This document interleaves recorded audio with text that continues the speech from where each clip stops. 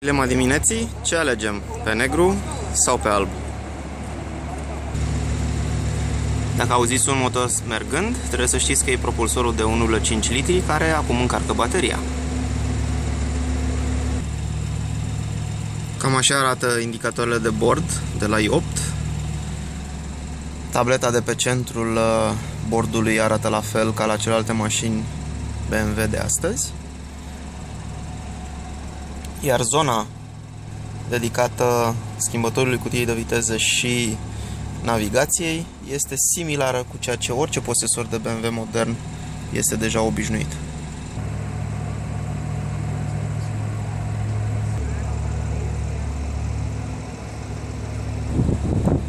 Toate liniile acestea fluide pe care le vedeți sunt gândite cu un singur scop: să asigure o curgere a aerului foarte rapidă pe suprafața mașinii.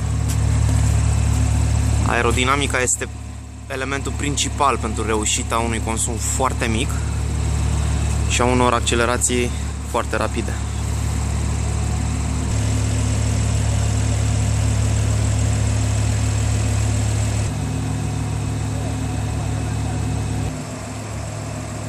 Evident, interiorul arată sport și super sport.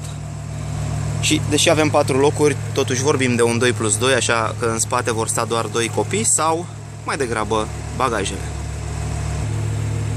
Stați pe aproape așadar, o să începem imediat testul cu noul BMW i8.